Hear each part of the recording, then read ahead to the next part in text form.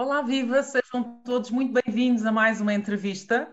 O meu convidado de hoje é médico urologista, trabalha com medicina funcional e integrativa, fazendo sempre a avaliação do estado global de saúde da pessoa e não apenas de um órgão ou de uma parte específica do corpo.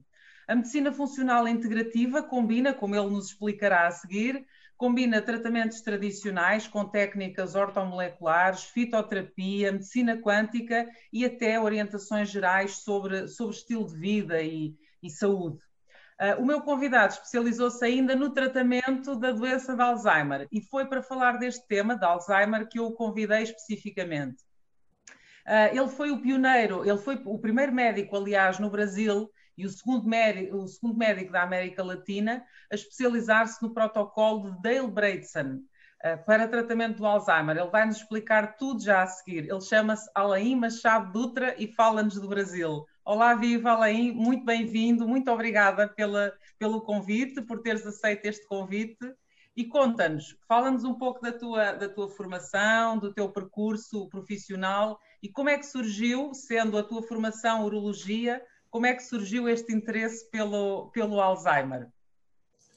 Primeiramente, eu gostaria de agradecer imensamente pelo convite, pela oportunidade de estar falando com os irmãos portugueses. A minha esposa, ela é filha de português e ela tem a cidadania portuguesa também. Para mim, é como estar falando com um povo irmão e de coração. Realmente, eu tenho um apreço muito grande pelo Portugal e pelos portugueses. Realmente parece estranho um urologista se meter a tratar o Alzheimer, né? Então, eu preciso explicar isso para as pessoas para que fique claro o que me motiva a isso e também para deixar muito claro que meu objetivo não é substituir o papel do neurólogo ou neurologista e já vou entrar em detalhes a respeito disso. Você fez uma ótima introdução, eu trabalho com a medicina funcional, que é um movimento de medicina que se iniciou nos Estados Unidos da América e parte da minha formação foi naquele país. Desde que eu comecei a praticar medicina, eu sempre fui um médico tradicional até alguns anos atrás.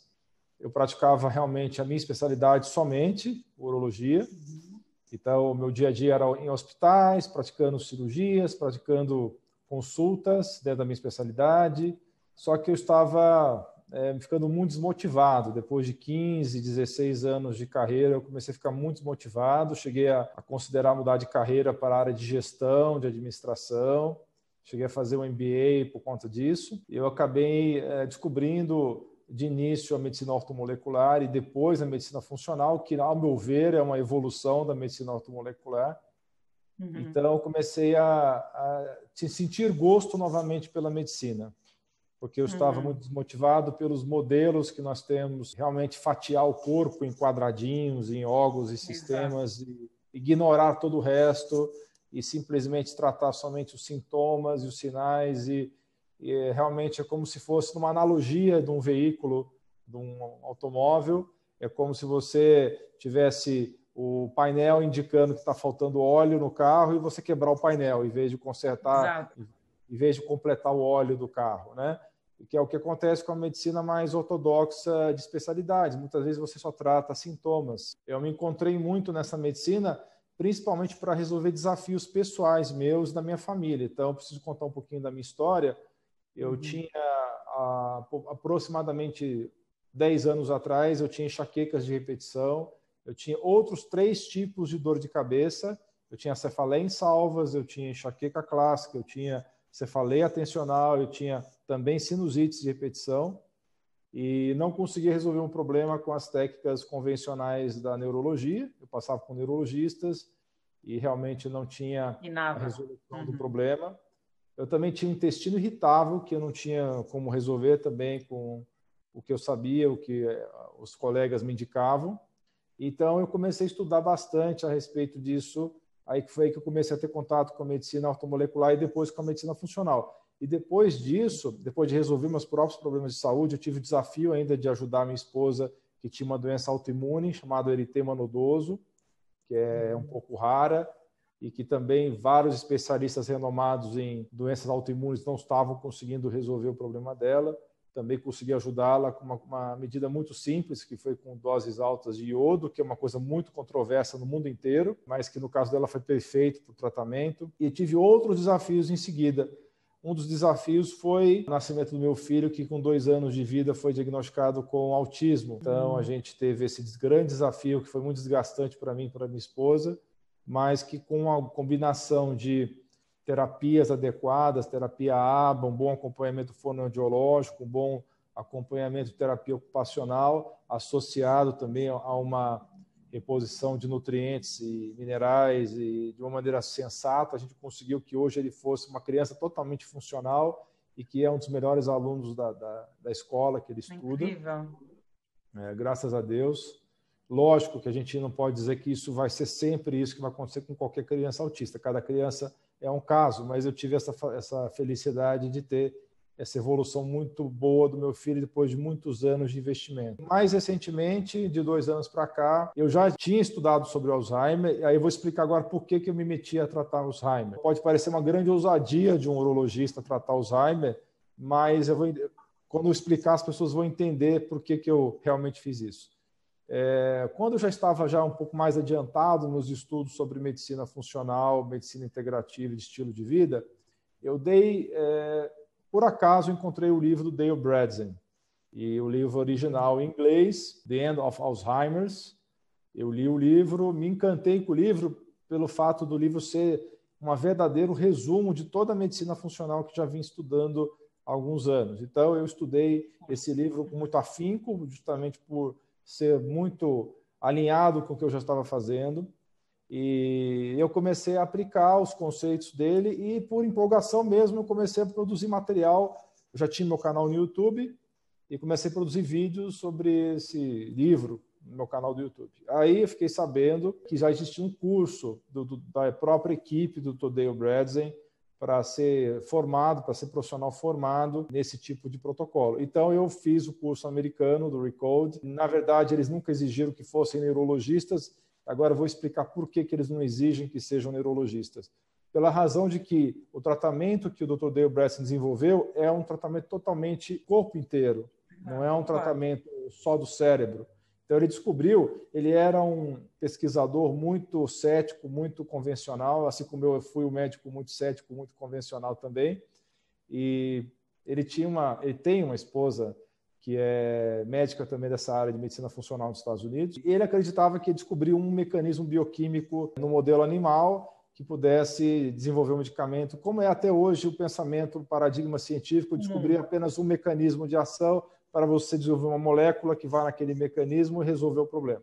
Então, a gente hoje sabe que tem mais de 20 anos que a pesquisa do Alzheimer está estagnada, porque não se consegue avançar, porque todas as drogas novas que foram pesquisadas nos últimos anos são tóxicas demais ou não são efetivas, então está estagnado. Então o Dr. Dale Bredesen teve realmente essa epifania de que não é apenas um mecanismo que é responsável pelo Alzheimer, que Alzheimer é uma doença sistêmica e multidisciplinar, é uma doença multifatorial. Então ele desenvolveu todo um protocolo em cima disso. Ele publicou o primeiro artigo dele em 2013, se não me engano, os primeiros 100 casos que ele aplicou esse protocolo, teve ótimo resultado, e ele publicou o livro dele, o primeiro livro dele em 2017, na língua inglesa, já foi traduzido para a maioria dos idiomas, creio eu, já está disponível em português, já há alguns anos, acho que 1 ano e meio ou 2, e ano passado ele lançou o segundo livro dele, que é até interessante, porque é um livro um pouquinho mais prático que o primeiro, e tem um pouquinho mais de informações. Então, eu já aplico esse protocolo dele há aproximadamente 2 anos e meio, e realmente o que a gente pode dizer que é um protocolo fantástico, porém, ele é muito desafiador, porque ele exige muito do paciente e da família do paciente. Eles precisam mudar muitas coisas no estilo de vida, e isso pode ser bem complicado para algumas famílias, porque a pessoa realmente está presa no estilo de vida e às vezes é difícil de você convencer. E é muito comum também que a pessoa que esteja com a doença é acompanhada por vários familiares, às vezes é uma família grande, com vários filhos, e você tem 3 filhos alinhados e 2 filhos que não estão alinhados, e isso pode ser um problema importante. Então, muitas vezes alguns familiares podem não estar acreditando nessas medidas ou achar que elas são muito restritivas, né? E aí a gente pode começar a falar a respeito do protocolo. Então, a ideia de eu aplicar o protocolo veio principalmente pela minha empolgação com esse tema, por eu ter casos na família, então, também disso. Aí já vou falar um pouquinho da minha história pessoal com a doença de Alzheimer. Eu tive dois parentes já há muitos anos, na verdade foram 3. A minha avó paterna teve cerca de 20 anos Alzheimer e faleceu com a doença, não necessariamente da doença, mas com a doença. Uhum. Depois eu tive um caso de uma avó materna, uma tia-avó materna também, as duas com a mesma doença. Eu tenho a doença dos 2 lados da família. E recentemente, há 2 anos, o meu pai, eu já tinha estudado o protocolo, há 2 anos meu pai começou a desenvolver sinais de déficit cognitivo leve, já um pré-Alzheimer, por assim dizer. Então eu comecei a tratar do meu pai há 2 anos e pude observar na prática o que é você seguir o protocolo, ter uma melhora e depois ele deu uma relaxada e voltou a piorar de novo. Então, esse protocolo é muito importante que a pessoa realmente tenha aderência e não saia dos trilhos, né? Porque se ela sair dos trilhos, ela vai voltar a ter queda cognitiva novamente. Mas vou deixar você fazer perguntas, que eu já falei muito continuamente. Tá ótimo, é um gosto ouvir-te, é um gosto ouvir a história pela qual tu chegaste ao Alzheimer, que é bastante inspiradora, não é? Eu já tinha ouvido noutra entrevista, mas é muito inspiradora. Então, conta-nos, nós sabemos hoje que cerca de 15% das pessoas, da população, desenvolve, não é? Desenvolve esta demência. Portanto, não é um número pouco significativo. Para quem não sabe bem o que é o Alzheimer e onde é que entra aqui a proteína beta-amiloide, não é? Fala-se muito que o Alzheimer tem a ver com, enfim, para quem está um bocadinho mais por dentro do assunto, que o Alzheimer tem a ver com a proteína beta-amiloide. O que é esta proteína? O que é que ela faz aos neurónios e como é que ela se produz? Queres contar-nos? Com certeza. Então, a demência de Alzheimer, até poucos anos atrás, você tinha poucos recursos para fazer o diagnóstico direto. Ela era considerada um diagnóstico de exclusão. Você excluía outras causas para a doença, para a demência, e aí sobrava o Alzheimer. Hoje a gente já tem outros recursos de exames que são mais específicos, né? Hoje você tem exames específicos que identificam a beta-amiloide, exames de imagem, ou identifica as proteínas tal, e tem também punção, você pode fazer coleta do líquor, do líquido céfalo-raquidiano, para ver se você encontra também essas proteínas anormais. Então, o que é o beta-amiloide? O beta-amiloide nada mais é que uma molécula, uma proteína, que ela serve como se fosse uma espécie de inseticida. Vamos chamar assim de inseticida, para ficar simples, para o pessoal entender. É como se fosse um inseticida, só que, obviamente, não é para matar insetos, né? Mas sim para combater vários agentes agressores do cérebro. Então, qualquer agressão que o cérebro sofre pode ser, por exemplo, uma inflamação por conta de uma alteração bioquímica, pode ser um vírus, pode ser uma toxina de um fungo, pode ser uma alteração de aumento da glicose no cérebro.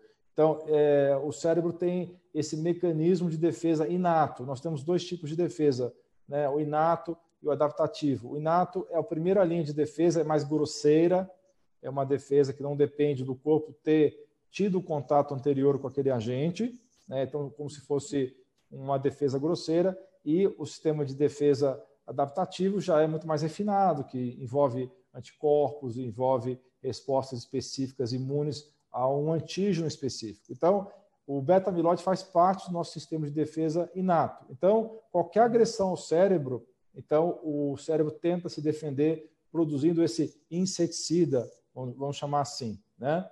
O problema desse inseticida é que ele é tóxico para o próprio neurônio.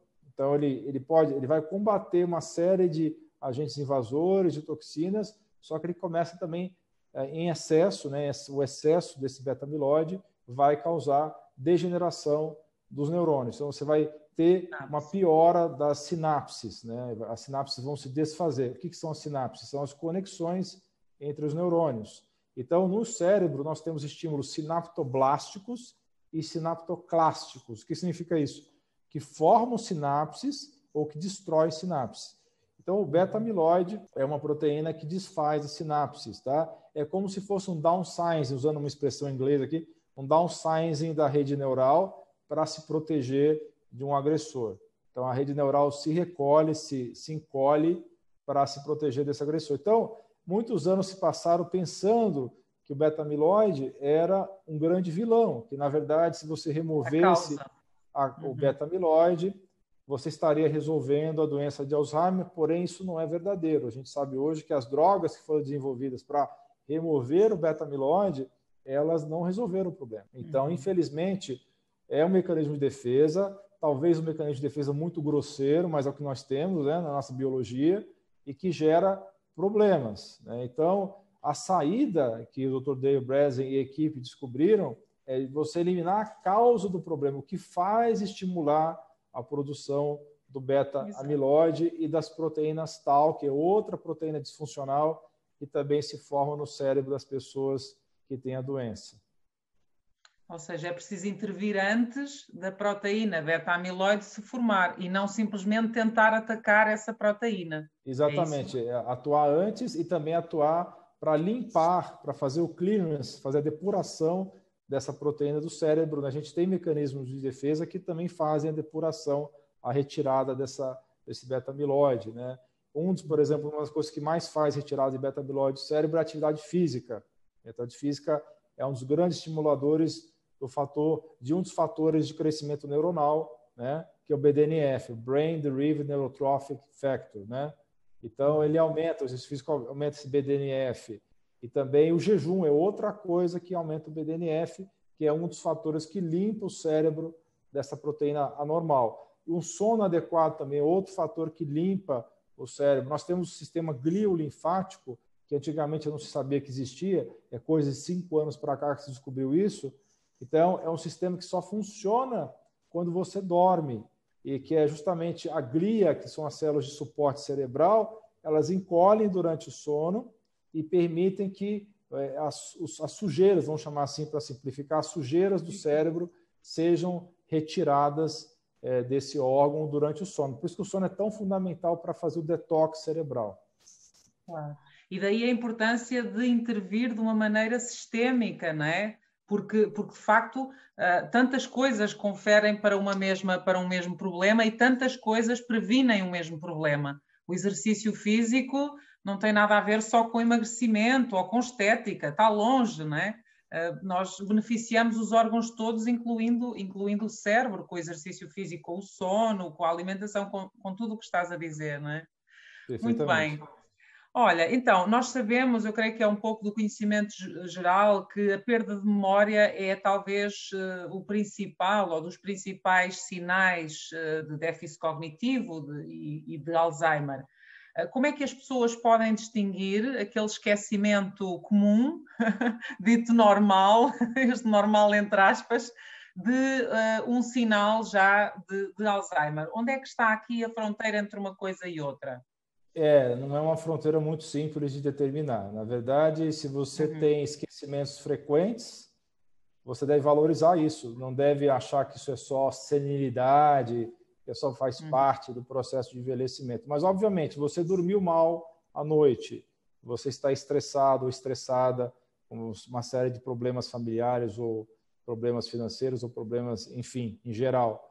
É óbvio que quando você não dorme bem, quando você está excessivamente estressado e tiver algumas falhas de memórias pontuais, né, e que depois de uma boa noite de sono, ou depois de você tirar férias, ou de um final de semana prolongado, seja o que for, você consegue se recuperar disso daí rapidamente, é um sinal que isso não deve ser valorizado.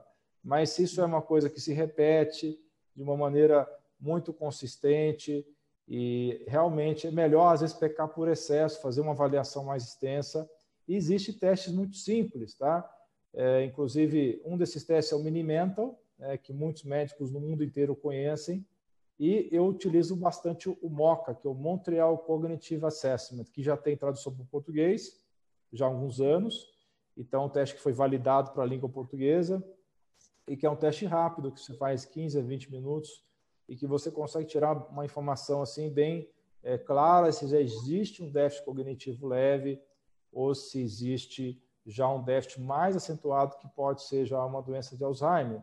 Então, a dica que eu dou é que as pessoas que tenham com frequência esquecimentos e que estejam se repetindo, que não melhoram após uma boa noite de sono, que não melhoram após tirar uns dias de folga, que não melhoram.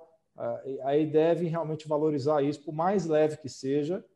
Existe uma entidade muito interessante que é o Subjective Cognitive Impairment, né? É o déficit cognitivo subjetivo. E o que significa isso? Às vezes a pessoa tem alta performance, é uma pessoa muito inteligente, é uma pessoa que é acima da média, e ela faz um teste, por exemplo, como MOCA, e a nota do MOCA dá normal, dá de 28 a 30.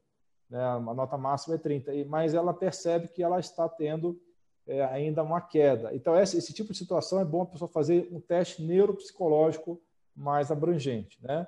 Quando ela percebe que no teste está normal, mas ela sente que no dia a dia ela já não performa igual a antes. Tem estudos mostrando que esse déficit cognitivo subjetivo ele acontece em média 10 anos antes do Alzheimer. Então, mesmo que o teste não pegue um problema, você deve realmente valorizar isso aí, realmente confiar nos seus instintos e fazer uma avaliação neuropsicológica completa para verificar se houve alguma queda. Ok, perfeito. E a par das perdas de memória, dos lapsos de memória, que é talvez o sintoma mais comum, a que outros sintomas e sinais as pessoas devem estar atentas como sendo sinalizadoras de um potencial Alzheimer? Fora a questão óbvia de esquecimento, né, da pessoa, quais são os sintomas mais comuns? A pessoa ser repetitiva, ficar repetindo as mesmas coisas, ela fala uma coisa para um parente, para um amigo, e daqui a meia hora repete a mesma coisa, como se não tivesse dito a primeira vez. Isso chama muita atenção das pessoas, então é muito comum como os primeiros sinais da doença. Uma outra coisa muito comum é a pessoa ter dificuldade de evocar palavras. Ela tem um vocabulário muito bom às vezes, só que ela demora para lembrar a palavra que ela quer falar. Então, isso é um sintoma muito clássico de Alzheimer também. Outra coisa é a pessoa ter alguns apagões, assim, por exemplo, ela está dirigindo em alguma região próxima da sua casa e, de repente, esquece o que estava fazendo, para onde estava indo, fica meio perdida por alguns instantes, não sabe onde está, apesar de ser uma região que ela já conhece bem, que ela domina, é um sintoma. Reconhecimento de rostos ou de face, também a pessoa que começa a esquecer rostos de pessoas que ela não convive já há algum tempo, ela também deve chamar a atenção dela para o problema. Problemas de matemática, pessoas que conseguiam fazer facilmente contas matemáticas simples e começam a ter dificuldade de fazer essas mesmas contas. Então, isso realmente é um outro sinal também da doença. Algumas pessoas envolvem só alterações comportamentais, tá? A pessoa era uma pessoa que tinha uma personalidade mais tranquila, começa a ficar mais agressiva, mais irritadiça, ou ela pode ter até uma apatia. Algumas pessoas desenvolvem isso, falta de sentimento, falta de empatia ou uma aparente apatia. Elas começam a não ter, a demonstrar as mesmas emoções que elas tinham antes com determinadas situações. Isso também é um sinal de alerta. Outras pessoas começam a ter sono conturbado, começam a encenar os seus sonos como se fosse um sonambulismo. Também pode ser um sinal de doença. Esses são os mais comuns, os casos mais comuns. Ok. E isto é uma doença que só ocorre nos idosos ou isto é um mito? É mais um mito que temos? É um mito. Obviamente, a gente sabe que é muito mais comum em idosos, é muito mais comum depois de 70 anos de idade. Porém, a gente tem pessoas que desenvolvem até antes dos 50 anos de idade. Se ela tiver uma genética muito desfavorável, né, que nós vamos falar um pouquinho mais sobre isso daqui a pouco, e se ela também tiver, digamos, um fator tóxico muito pronunciado, se ela teve contato com muitas substâncias tóxicas ao longo da vida, ela também pode ser um candidato a ter um Alzheimer precoce. Então, os dois fatores mais comuns é genética ruim, que pode ser tanto o ApoE4, que nós vamos comentar daqui a pouco, como a POC e outros genes, como pode ser também a exposição ocupacional, a metais tóxicos, exposição a toxinas de mofo, exposição à doença de Lyme, que é um tipo de doença infecciosa. Então, essas situações podem causar um Alzheimer precoce. Muito bem. Então, estar atento a sinais em idades também mais precoces e não apenas a partir dos 70 anos, não é? Exatamente. Olha, a abordagem clássica e padrão da neurologia é a prescrição de medicamentos, não é? Diante das demências em geral e do Alzheimer em particular. Como, aliás, acontece na abordagem às demais doenças noutras especialidades que não a neurologia. O que é que tu tens a dizer, no fundo, sobre os medicamentos que são prescritos para o Alzheimer e para este tipo de demências? Estes medicamentos revertem a doença? Como é que tu comentas esta abordagem única e exclusivamente focada no medicamento, na droga? Infelizmente, nós sabemos, os próprios neurologistas vão também concordar comigo, né? Ninguém vai poder discordar disso, que é um fato, né? Não é uma opinião.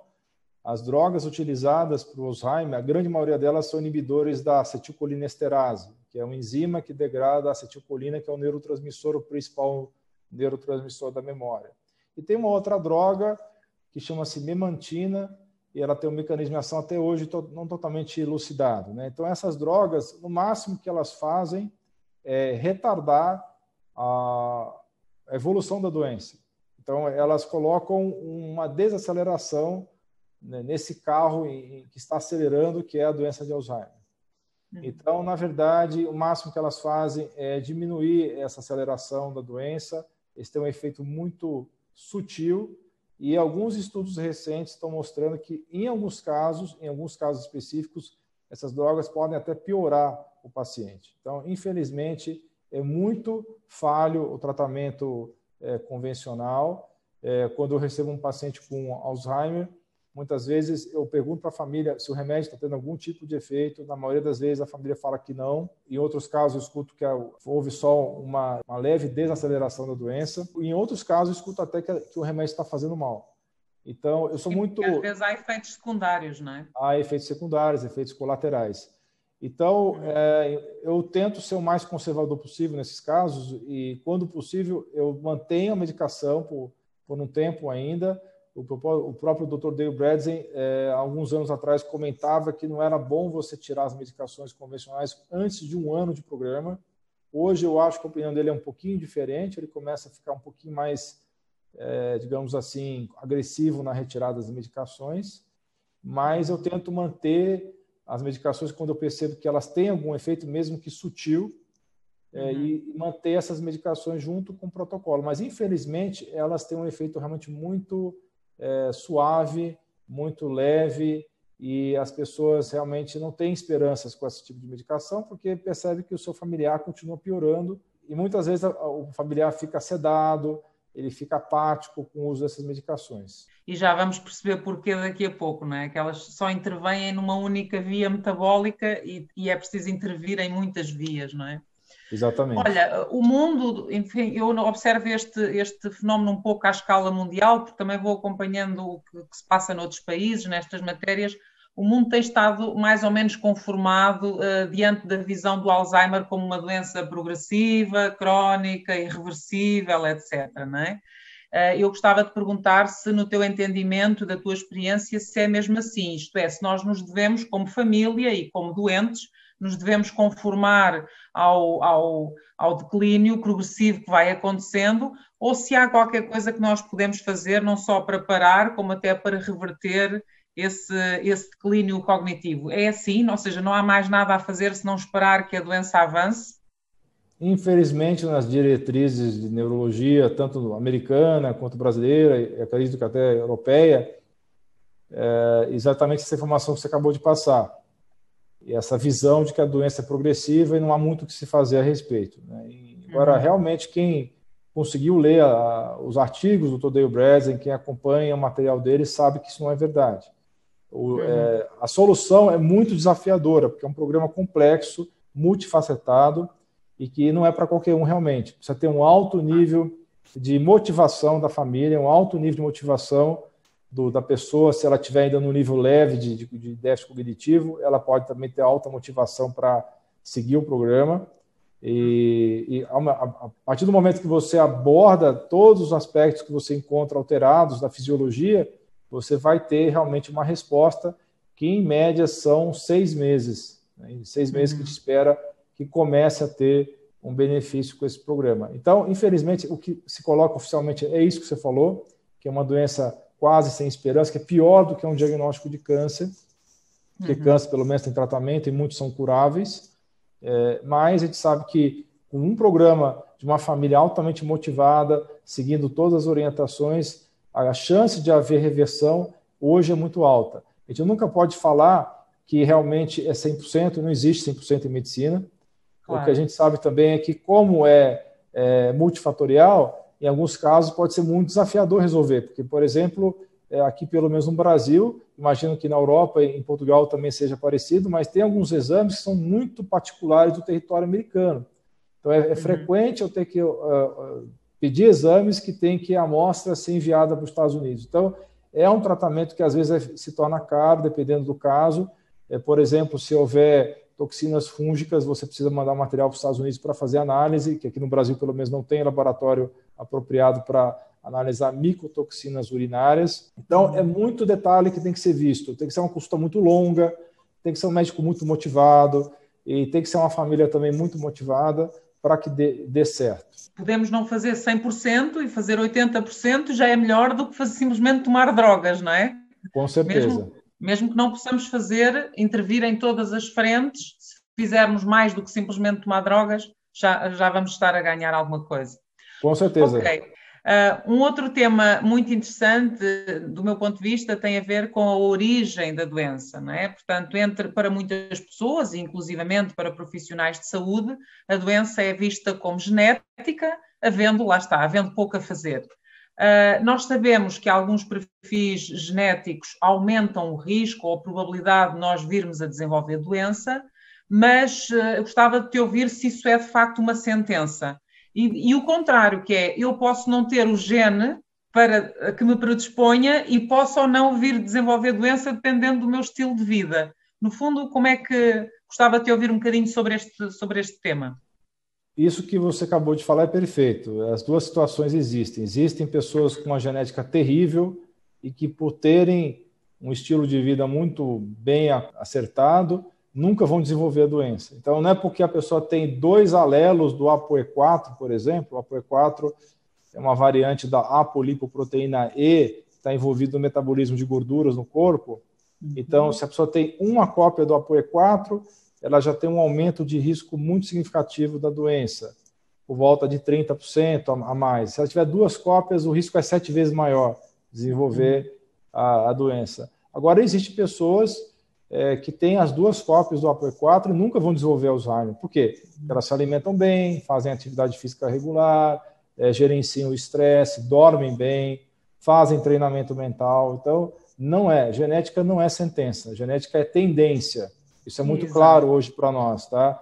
Quando houve o mapeamento de todos os genes em 2003, projeto Genoma Humano, acreditou-se naquela época que aquilo ia resolver todos os problemas, né?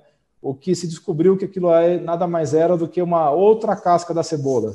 Então, na verdade, a gente tem hoje o conceito de epigenética, que é muito mais importante do que genética, que é o que faz modular os genes. Então, a gente tem hoje genes sendo acordados, genes sendo silenciados de acordo com nossas escolhas de estilo de vida.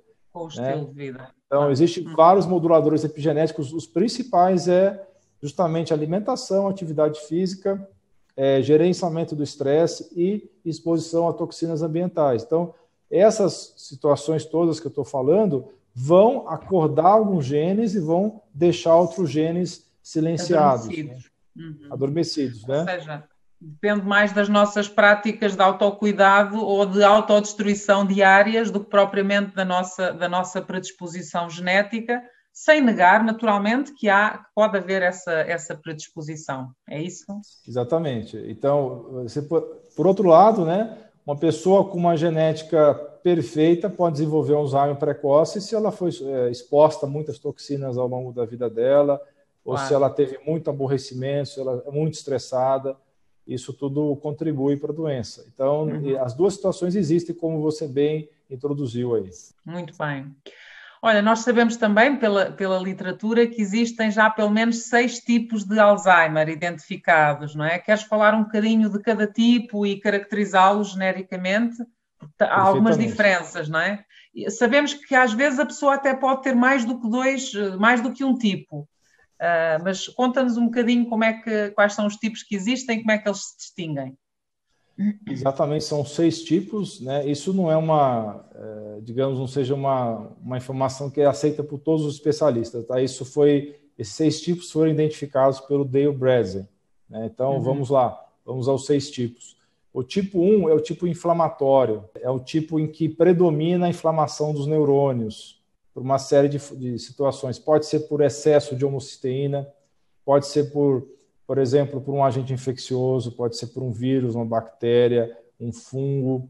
Então, essa é uma agressão ao cérebro que ocorre um processo inflamatório e, então, isso gera perda neuronal, perda das sinapses. Então, tipo 1 é tipo inflamatório. O tipo 2 é o tipo atrófico. É o tipo que falta, digamos assim, vitaminas para o cérebro. Faltam substâncias... O cérebro está atrofiado. Atróficas. É como se Exatamente. o cérebro estivesse atrofiado. Exatamente. Falta...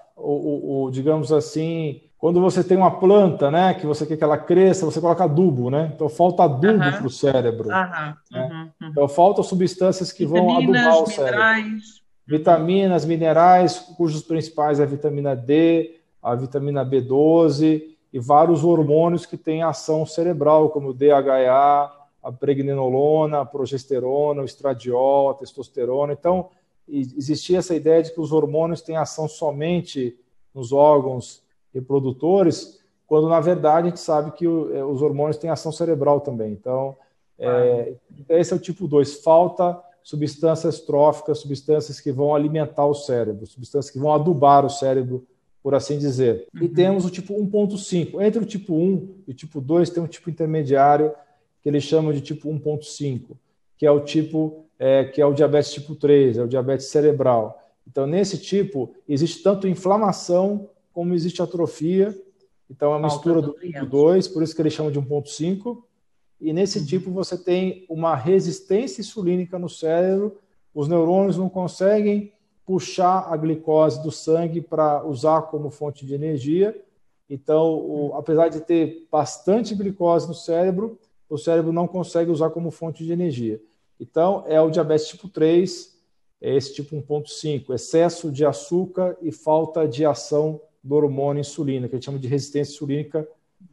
E temos o tipo 3, que é o tipo tóxico, que é justamente as toxinas que podem ser tanto metais tóxicos, podem ser toxinas de poluentes orgânicos persistentes, chamados POPs, que são derivados do petróleo, derivados do plástico, benzeno, tolueno, glifosato, que são agrotóxicos ou defensivos agrícolas.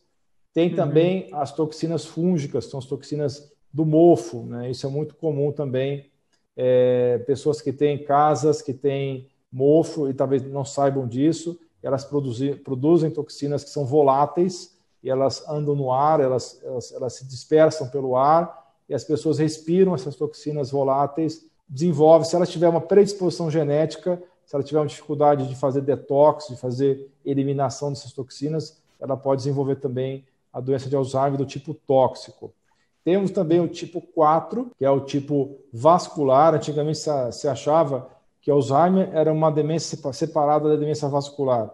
Hoje a gente sabe que pode ter componente vascular, sim, na doença de Alzheimer, que é falta de circulação cerebral, que pode ser por uma série de razões, pode ser por dislipidemia, pode ser por alterações também da homocisteína, que também, além de ser um fator inflamatório, também é um fator que influencia na parte vascular. E, finalmente, o tipo 5, que é o tipo traumático. Isso é muito comum nos Estados Unidos pelo fato de eles gostarem muito do futebol americano, né? E que há muitas colisões de cabeça, e também é comum para pessoas que sofreram acidentes automobilísticos ao longo da vida, ou pessoas que trabalharam na construção civil e sofreram muitas lesões cranianas. Então, apesar de ser até o número 5, são 6 tipos, porque a gente está contando também 1.5, né? Essa é uma particularidade que o Dr. Dale Bredesen criou aí para fazer essa classificação. Então, são 6 tipos, e que, na maioria das vezes, a pessoa tem 2 ou 3 tipos associados. É muito difícil a pessoa ter só um tipo, né? Na minha prática, eu observo que é muito comum existir o ponto... O que mais predomina aqui no Brasil, eu penso que é o ponto 5, que é o tipo ligado ao excesso de açúcar e resistência insulínica. E o segundo mais comum que eu vejo aqui realmente é o tipo inflamatório, né? E o terceiro mais comum que eu vejo aqui é o tipo tóxico, né? Então, a gente tem essas associações e o mais comum realmente é ter 2 ou 3 tipos associados. Ou seja, é muito comum a pessoa fazer uma alimentação pobre em nutrientes e rica em açúcar, né? E logo aqui já juntamos pelo menos dois tipos. Justamente. Muito bem, excelente caracterização. Então, tu já disseste que o Alzheimer é uma doença multifatorial, que não depende só da proteína, como nós começámos por referir, da beta-amiloide. É uma doença multifatorial e não exclusivamente do cérebro, portanto, é uma doença sistémica. E o que significa que é preciso intervir em diferentes fatores. Tu já foste referindo, queres sistematizar então quais são os fatores em que temos que intervir numa prevenção e numa reversão do Alzheimer? Perfeito. Então, é isso mesmo. A gente tem os 7 principais medidas que são adotadas para reversão e que vão ser também muito orientadas através de estudos bioquímicos. Então, tem que fazer exames laboratoriais de sangue, principalmente, e outros adicionais que eu vou comentar logo depois. Mas a gente tem um painel bioquímico que nós pedimos para ver realmente esses principais marcadores de inflamação, de glicotoxicidade, fatores tróficos para o cérebro, estão faltando ou não, que inclui hormônios e vitaminas, exames também que verificam se a pessoa tem autoimunidade. Então, esses são os principais exames de laboratoriais. Então, a gente tem uma lista de exames que a gente pede para ver isso, né? Os fatores mais comuns que eu vejo em consultório é deficiência de vitamina D de dado, deficiência de vitamina B12, alteração da homocisteína, que está também ligada à deficiência de vitaminas do complexo B, deficiência de DHEA, né, que é um hormônio da suprarrenal, deficiência de pregnenolona também é muito comum, especialmente em mulheres menopausadas também, aí é extremamente comum falta de estradiol, de progesterona, de testosterona. E também a resistência insulínica é extremamente comum, a gente vê nos exames, que é insulina elevada, com glicemia também elevada, e a hemoglobina glicada, que é um marcador de glicação, que é um processo de caramelização das proteínas do sangue, mediante um contínuo exposição a açúcar elevado. Então, esse exame é muito útil, porque a hemoglobina glicada é o tanto da hemoglobina, que é uma proteína que está dentro das hemácias, das células vermelhas, que sofreu ação não enzimática do açúcar. Então, esse exame nos diz em 90 dias, grosseiramente, como é que foi o controle glicêmico dessa pessoa, o controle de açúcar. Então, a hemoglobina glicada tem que estar, idealmente, de 5,3 para baixo. Qualquer pessoa que esteja acima desse valor já vai estar com algum grau, nem que leve, de resistência insulínica. Então, isso é extremamente comum entre os pacientes com Alzheimer. E aí tem também outros exames, fora os exames bioquímicos, fora os exames de laboratório de sangue, a gente tem os exames de imagem cerebral, que tem vários tipos, tá? Você tem vários tipos de tomografia, de ressonância, sendo os mais úteis um tipo de ressonância do cérebro, que você usa um software, que pode ser o NeuroQuant ou NeuroReader, tem esses 2 softwares, que eles fazem medição automática de volumes de estruturas cerebrais. Então, a principal estrutura que altera com Alzheimer é o hipocampo. Então, esse exame consegue ver essa atrofia do hipocampo. E de outras estruturas cerebrais também, mas o hipocampo é o mais importante. Temos também ressonâncias funcionais, a gente que avalia se a pessoa tem acúmulo de beta-amiloide ou se tem acúmulo de proteína tal. A gente tem também um PET scan com marcador FDG, que é uma glicose ligada à molécula de flúor, e ele verifica que regiões do cérebro estão mais ativas e que regiões do cérebro estão menos ativas, e esse tipo de exame é importante para poder diferenciar os tipos de demência. Então, às vezes você tem uma dúvida se é uma demência frontotemporal, se é uma demência por corpúsculos de Lewy ou se é um Alzheimer. Então, esse exame funcional, esse PET scan, também ajuda a diferenciar os tipos de demência. E também temos vários outros exames. Se a pessoa tem, por exemplo, alteração de função intestinal, existem os exames funcionais intestinais. Aqui no Brasil temos alguns, mas eu gosto de pedir um exame americano, que é do Genova Diagnósticos, que é um exame chamado GI-FX, que é a sigla do tipo de exame, é o chamado Comprehensive Digestive Stool Analysis, que é um exame que vê tanto a função digestiva quanto verifica a microbioma intestinal. Então, isso é importante também, porque boa parte dos pacientes que têm doença de Alzheimer têm disfunções intestinais, tem a chamada disbiose, que é a alteração das bactérias do intestino. A gente tem também exames mais sofisticados de urina para verificar metabólitos das vitaminas, para ver mais detalhes do metabolismo de nutrientes. E a Genova também tem um exame chamado Nutreval, que é muito completo nesse sentido. E eles também verificam se a pessoa tem toxinas, metais tóxicos na urina e também micotoxinas. Então, são muitos exames diferentes. Então, a gente tem um painel básico de exames laboratoriais e para cada caso a gente pode pedir exames especiais, né? Então, eu que mencionei os principais, mas tem mais exames. Inclusive, uma coisa muito comum no Alzheimer é a apneia do sono. Então, um exame que também é muito importante é a polissonografia. Todos os pacientes que têm Alzheimer devem ser submetidos a esse exame para ver se tem algum problema de oxigenação no cérebro durante o sono. Então, esses são os principais exames. Tem os exames genéticos também, aí você pode só fazer o ApoE4 e também pesquisar o APOC1, o PSEN1, o PSEN2, são os genes, ou você pode também fazer um painel mais extenso de ver todos os genes da cadeia de detox do organismo da pessoa, da nutrigenômica dessa pessoa. Então, os exames realmente são bastante extensos. Ou seja, para quem nos está a ouvir, se o seu neurologista, por mais famoso e conceituado que seja, apenas lhe prescreve drogas, fica a saber que há muitas coisas a fazer, não é? Muitos outros exames a fazer e muitas outras áreas onde intervir para além das medicações. Olha, Alain, eu tenho-me interessado muito pelo estudo da alimentação no desenvolvimento das doenças, não é? Diversas doenças, e aqui neste caso o Alzheimer. Qual é o tipo de alimentação que nos predispõe mais para desenvolver Alzheimer no futuro e qual é o tipo de alimentação que, pelo contrário, nos protege dessa doença? Queres-nos falar um pouco sobre isso? Sim, com certeza. A alimentação que nos coloca em risco é a alimentação que foi popularizada nos últimos 20 anos, né? De excesso de carboidratos refinados, excesso de açúcar, excesso de produtos lácteos. Então, essa alimentação que consiste basicamente em produtos à base de trigo refinado, de farinha de trigo refinado, de açúcar refinado, de fast food, de comidas rápidas.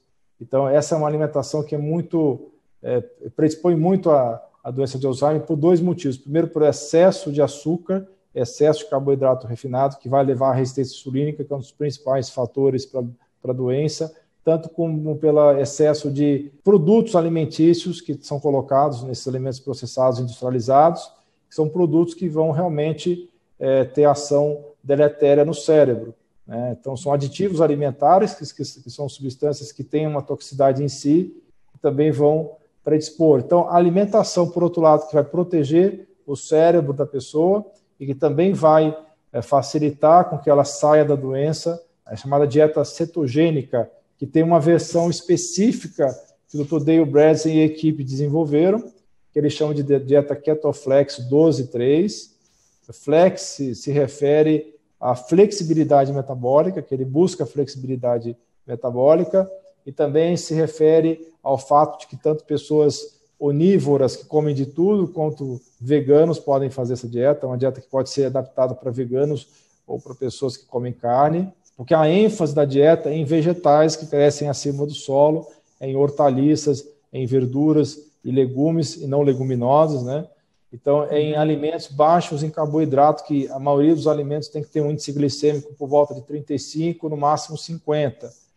Então, essa alimentação que você restringe a quantidade de carboidratos, para a maioria dos casos, pelo menos no começo da dieta, para pessoas que não são tão fisicamente ativas, para 20 gramas por dia de carboidrato.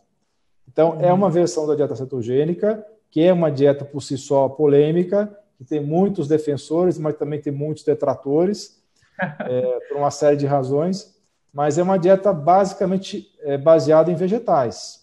É uma dieta fortemente baseada em vegetais, e que são vegetais com baixo índice glicêmico que não são vegetais ricos em amido.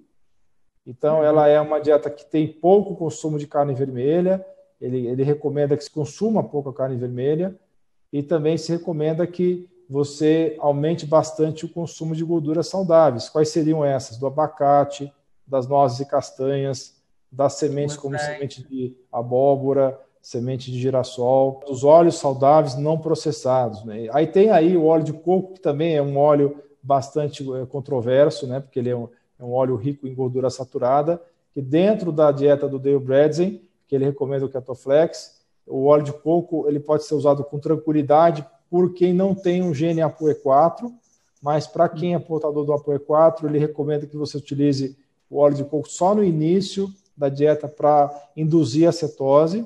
Eu já vou explicar o que é para as pessoas entenderem. E depois de um tempo, ele recomenda para quem tem o ApoE4 remover o óleo de coco e dar mais ênfase ao óleo de abacate, ao azeite de oliva. Então, a palavra cetose se refere a um mecanismo, a um fenômeno que acontece no organismo quando a gente tem pouco açúcar disponível. Então, o corpo começa a queimar gordura e um dos subprodutos dessa gordura são os corpos cetônicos.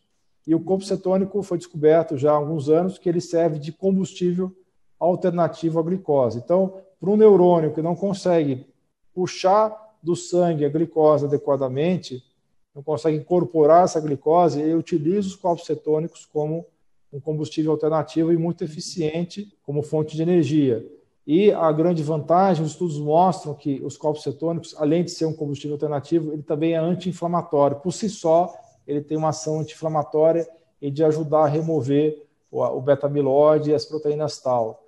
Então, é uma dieta que realmente troca o combustível principal do cérebro da glicose para os corpos cetônicos. E quando a gente fala de cetose, existe uma confusão até entre os médicos, aqui no Brasil também é muito comum essa confusão, de confundir cetose fisiológica com cetoacidose, que é uma complicação do diabetes. Então, na verdade, existe toda uma preocupação de orientar os pacientes a medir os seus corpos cetônicos, que pode ser pela urina, ou pode ser pelo sangue é mais apurado, você compra um aparelhinho e que você tem uma fita específica que mede cetose. Então, se preconiza que você mantenha entre 0,5 a 4 nanomoles de corpos cetônicos no sangue. Esse aparelho vai medir um dos corpos cetônicos e vai colocar esse valor. Então, abaixo do 0,5 você não está com uma cetose adequada, então você tem que estar pelo menos 0,5, idealmente acima de 1, para ter uma cetose significativa. Então, isso tudo vai consertar toda a bagunça metabólica que está acontecendo no cérebro dessa pessoa com a doença de Alzheimer e vai fornecer esse combustível alternativo e que vai ter também esse efeito anti-inflamatório. Então, é uma dieta muito importante que é baseada em vegetais, que se aproveita de todos os fitonutrientes que tem disponível e os vegetais são muito coloridos, são todas as cores, né, roxo, verde claro, verde escuro, amarelo, laranja, vermelho. Então, se utiliza todas as cores disponíveis para ter acesso a todos os fitonutrientes que são muito interessantes para a saúde do cérebro. É incrível, eu tenho falado com diversos profissionais, muitos deles, colegas teus aí do Brasil, sobre a relação da alimentação com outras doenças também, cardiovasculares e por aí vai, e a resposta, parece que estamos sempre a falar do mesmo, não é? A alimentação que é sempre preconizada, que simultaneamente nos previne de todas as doenças, são sempre os vegetais de baixo amido, portanto, comida de verdade em primeiro lugar, vegetais de baixo amido, com pouca glicose, e depois as proteínas de alto valor biológico e as boas gorduras. Ou seja, a resposta é sempre a mesma, até parece redundante, não é? Estamos realmente sempre a falar do mesmo. E mais uma vez aqui no Alzheimer se constata a mesma coisa. Mas enfim, como tu mesmo disseste, a alimentação é só um fator, não é? É preciso também cuidar do stress, é preciso dormir bem, é preciso exercitar-se, não é? Assim, se quisermos definir os 5 ou 6 fatores principais, o que é que tu dirias para além disto? Uma coisa importante também que eu não mencionei ainda, além de você ter falado bem das proteínas de alto valor biológico, então a gente pode obter essas proteínas também dos vegetais. Existem alguns vegetais que são ricos em proteínas, como por exemplo o cânhamo, a chia, a quinoa. Então, não é possível obter as proteínas também dos vegetais para quem é vegano, mas, obviamente, você vai ter também muitas proteínas dos ovos, dos peixes, né, das aves, né? Enfim, mas um aspecto muito importante dessa dieta é o jejum. Então, esses dois números, 12 e 3, se referem ao jejum. Então, são 3 horas de jejum entre a última refeição do dia e a hora de deitar, de dormir, e 12 horas no mínimo de jejum entre a última refeição e a primeira refeição do dia seguinte. Então, para quem tem ApoE4, é recomendado de 14 a 16 horas de jejum, mas no mínimo 12. Por quê? Nesse período do jejum, que está na base da pirâmide alimentar, depois eu vou até mostrar essa pirâmide para o pessoal aqui, tem um slide para mostrar essa pirâmide, mas na base da pirâmide está o jejum, porque justamente o jejum vai induzir a autofagia. A autofagia é um fenômeno celular em que as células elas se alimentam das próprias organelas danificadas, mitocôndrias, ribossomos, etc., e produzem novas organelas, né? Então, isso é muito importante e essa autofagia só acontece no jejum. Então, a autofagia também é muito importante para melhorar a eficiência mitocondrial dos neurônios. Então, isso faz parte da dieta. Então, é muito importante que faça também jejum associado à alimentação não inflamatória baseada em vegetais, com aumento das gorduras saudáveis e cortando todos os alimentos inflamatórios, especialmente o glúten e também o leite, derivados do leite. Agora, ele admite o leite do tipo caseína 2 em pequenas quantidades, os derivados da caseína, desse leite caseína 2 também em pequenas quantidades, como um alimento ocasional, não como alimento para todos os dias. Então, falando a respeito das outras medidas, além da alimentação, nós temos mais 4 medidas importantes, tá? E elas são atividade física regular, que tem que ser uma combinação entre exercícios aeróbicos e exercícios de força. Então, a gente recomenda pelo menos 5 dias de atividade física por semana e você fazer pelo menos 3 dias de musculação, também junto com as atividades aeróbicas.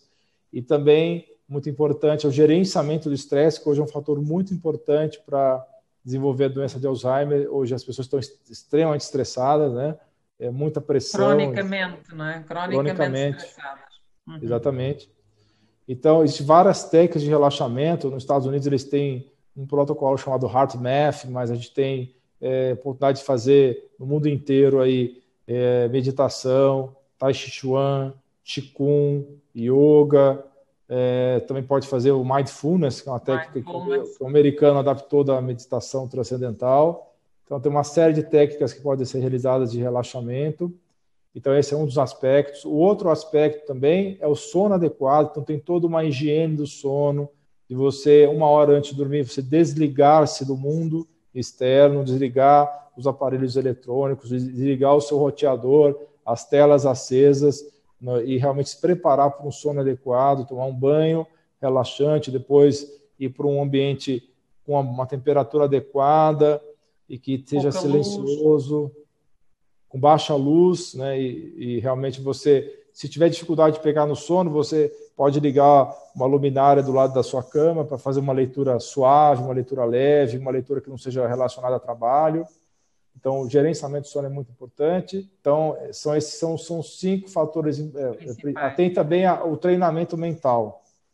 O treinamento mental, que é você fazer rotinas de exercícios mentais, que podem ser desde programas estruturados.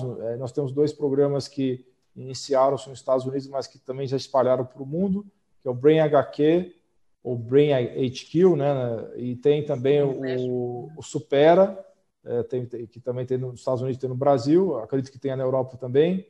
E para as pessoas que não têm acesso a esses programas, você tem também aplicativos, como é o caso do Lumosity, também estimula o cérebro, e a pessoa também pode fazer outras atividades. Ela pode aprender uma nova língua, ela pode aprender música, ela pode aprender a dançar. A dança é uma situação muito interessante, porque ela é muito demandante do sistema nervoso central, então a pessoa ela estimula várias áreas diferentes do cérebro. Ao aprender a dançar, dança de salão, é outra coisa muito interessante para estimular o cérebro.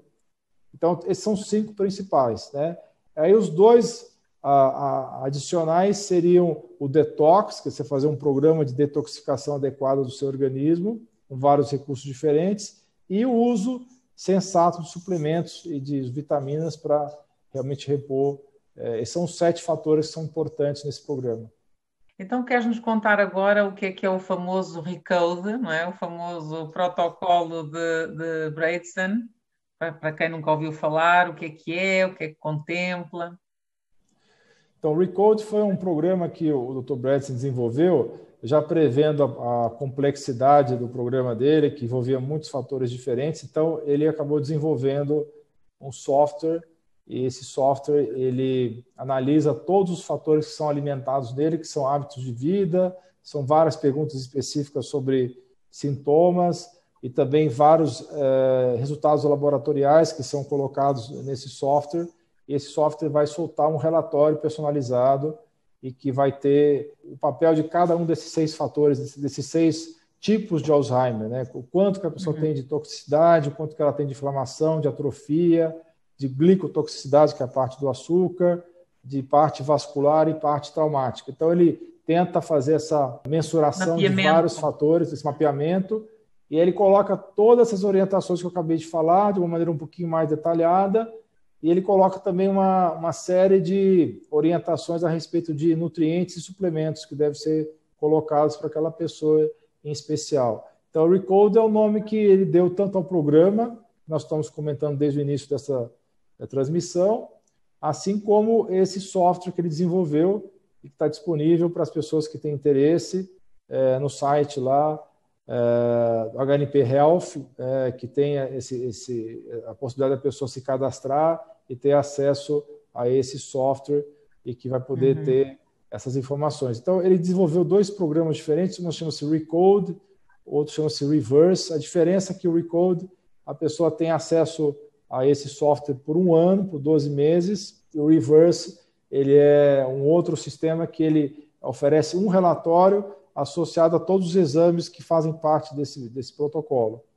Então, esse Reverse só é oferecido em território americano, porque é lá que está o laboratório, e o Recode é oferecido para todo mundo, e na língua inglesa ele não teve ainda uma condição de fazer tradução para vários idiomas, então, a princípio, é traduzido tem apenas disponível no inglês, e que tem, então, todas essas orientações personalizadas utilizando esse software. Tá?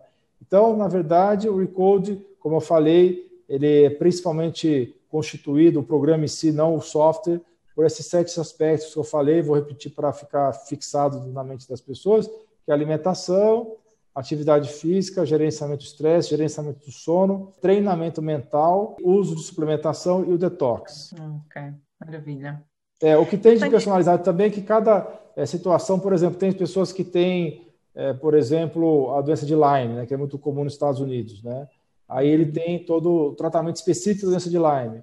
Ou a pessoa tem intoxicação por fungo, por mofo. Aí tem todo um protocolo de retirada dessas toxinas e tratamento dessa colonização por esse mofo. Ou a pessoa, por exemplo, tem uma apneia do sono, vai fazer um tratamento específico da apneia do sono com o CPAP ou BPAP. Então, tem particularidades também aí de acordo com cada caso. Certo. Eu tenho ainda a informação de que o protocolo não utiliza medicamentos. Isto corresponde ou esta informação é errada? Não, ela corresponde sim. A grande maioria dos elementos que são sugeridos são todos fitoterápicos ou são nutrientes, né? Não que seja contra remédio, tá? Então, por exemplo, em algumas situações o Dr. Dale Bredesen recomenda o uso do low dose naltrexona, que é a naltrexona de baixa dosagem, que é um medicamento, só que é um medicamento utilizado em dosagens muito baixas para realmente modular a inflamação como anti-inflamatório. Então, tem algumas medicações que às vezes são utilizadas sim, mas digamos que 99% do protocolo seja quase que exclusivamente nutrientes e fitoterápicos. Ok. E que resultados é que se estão a obter com este protocolo? Porque já há resultados disso, não é? Sim, e assim, um pouco também da tua prática clínica, o que é que tu estás a observar nos teus pacientes? A nível mundial, já temos bilhares de pacientes beneficiados com esse protocolo, né? E já eram em 2013 100 pessoas, agora são muito mais, são milhares de pessoas, e eu tenho observado que uma grande parcela dos meus pacientes estão sendo beneficiados, né? Então, eu coloco aí em torno de 70%, porque a gente coloca que 30% não consegue aderir, porque não conseguem mudar os hábitos de vida, porque nesse protocolo o mais importante é mudar os hábitos, do que usar simplesmente suplementos. Então, no próprio livro do Dale Bredesen, ele coloca muito claro isso, que algumas pessoas não querem mudar os hábitos e simplesmente querem tomar os suplementos. E nesses casos, a gente observa que essas pessoas não têm o objetivo alcançado, porque a dieta é muito importante nesse protocolo, assim como a atividade física e os outros aspectos que eu mencionei. Então, o suplemento é justamente isso, a palavra é suplemento, é suplementar, não é o principal.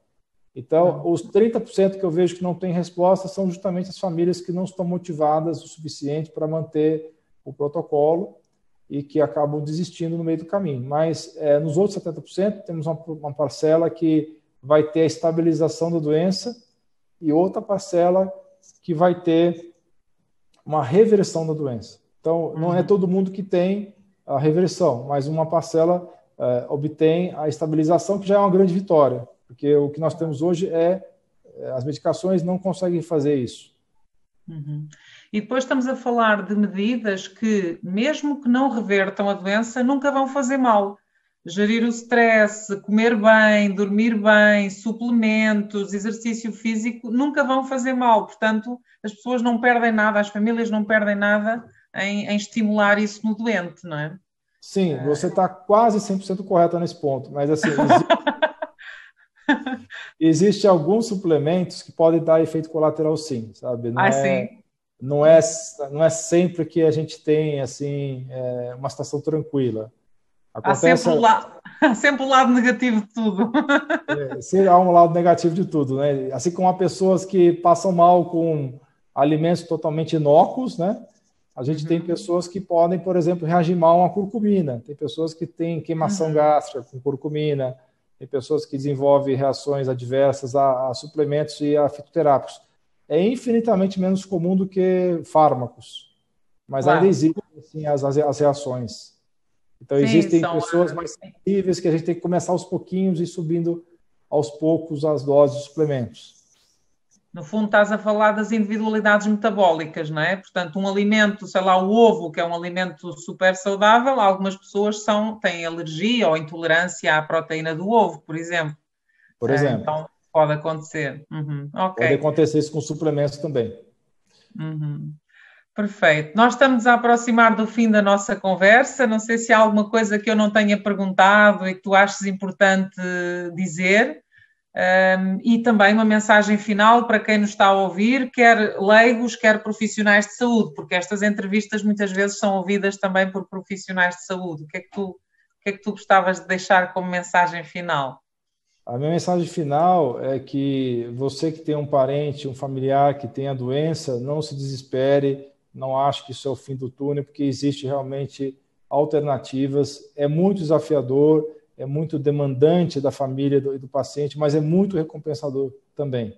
Tá? Então, é uma longa e árdua caminhada, mas que vale muito a pena, que você vai ter os objetivos alcançados se você tiver perseverança. Então, hoje eu tenho muitas famílias muito agradecidas por realmente ter conseguido ter um ótimo resultado com seus familiares, mas que exige uma vigilância constante. Aconteceu com o meu próprio pai. Ele estava fazendo tudo correto, depois, por motivos profissionais, eu acabei ficando não tão assíduo no meu contato telefônico com ele, porque ele mora em outra cidade, a 1.000 quilômetros de distância aqui onde eu moro. Então, ele acabou dando uma bobeada aí, vamos dizer assim, ele acabou não seguindo com as minhas orientações e teve um declínio. Então, isso pode acontecer também com um familiar seu.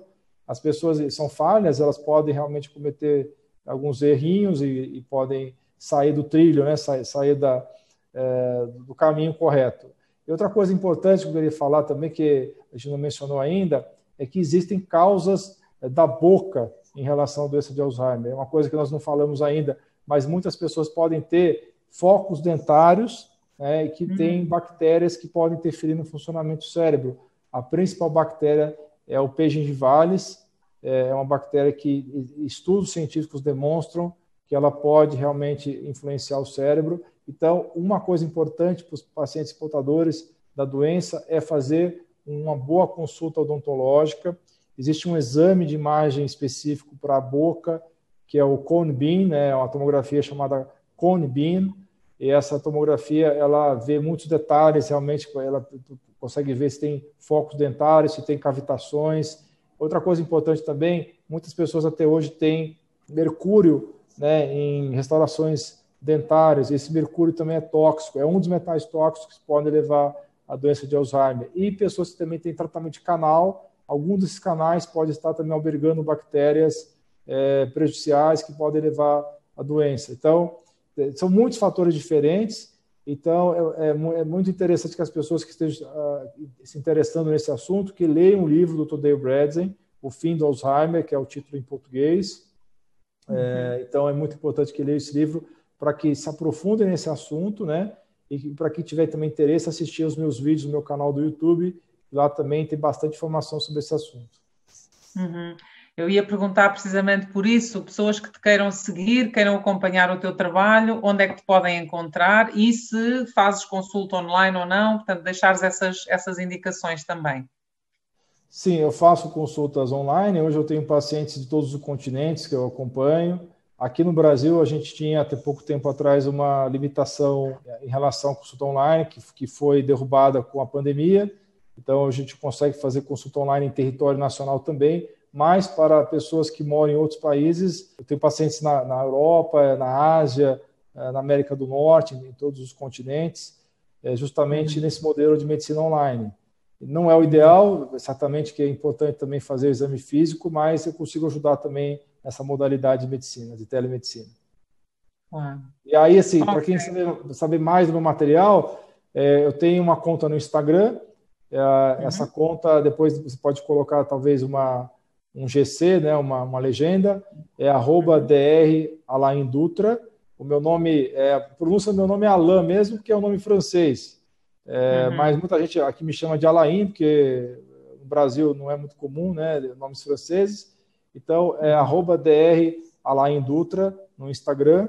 E eu tenho um canal no YouTube também, que tem muito material lá. Então, você pode pesquisar pelo meu nome dentro do YouTube. Mas se quiser um acesso direto, você pode também digitar o endereço eletrônico alaindutra.com/canal, que vai dar direto acesso ao meu canal do YouTube. Perfeito. Olha, então resta-me agradecer imenso o teu tempo, a tua generosidade, a tua aula que nos deste aqui, os esclarecimentos que nos deixaste, enfim, e disponibilizar-me também para alguma coisa que precises aí desse lado, também estarei aqui, para alguma coisa que seja necessária, está bem? Muito obrigado. E quem quiser muito obrigada, então. Marcar atendimento, consulta, né, teleconsulta, teleatendimento, o telefone aqui é 55, né, que é o código do Brasil, 11, que é o código de São Paulo, e é 97130-1312. Perfeito. Muito obrigada mais uma vez e até uma próxima oportunidade. Beijinhos. Até à próxima. Eu que agradeço a oportunidade. Muito obrigado e beijinhos também. Ora essa. Tchau, tchau. Com licença. Tchau.